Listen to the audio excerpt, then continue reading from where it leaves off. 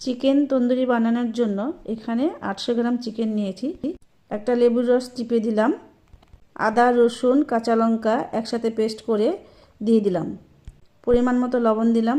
ভালো করে মাখিয়ে 1 ঘন্টা ঢেকে রেখে দেব। একটা বাটিতে পরিমাণ মতো তেল নিলাম। 1 চামচ লঙ্কা গুঁড়ো, গরম মশলা গুঁড়ো, 1 চামচ ধনে গুঁড়ো, চিকেন মশলা গুঁড়ো, চাট মশলা গুঁড়ো ও কিছুটা পরিমাণ কাসুরি মেথি দিয়ে দিলাম।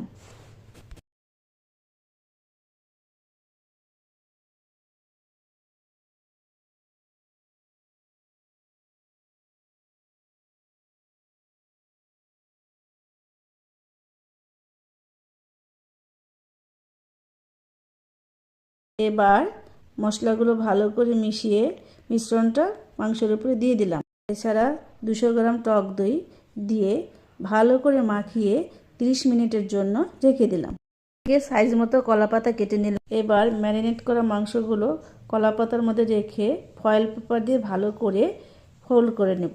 এবার আগে থেকে উনুনের মধ্যে গরম করা কয়লা কিছুটা পরিমাণ তুলে নিলাম। তারপর ফয়েল পেপারে মোড়ানো চিকেনগুলো দিয়ে দেব। এবার তুলে রাখা কয়লাগুলো উপর দিয়ে ভালো করে ছড়িয়ে দেব।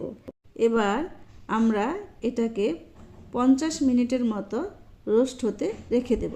50 মিনিট হয়ে এলে কয়লাগুলোকে সরিয়ে সাবধানে চিকেনটাকে তুলে নেব। এবার ঝটপট প্লেটে নিয়ে নিন, ফয়েল পেপারটা খুলুন, চিকেন রোস্টটা মুখে পুরুন। তারপরে খেয়ে আপনাদের কেমন লাগলো কমেন্ট সেকশনে জানাতে ভুলবেন না।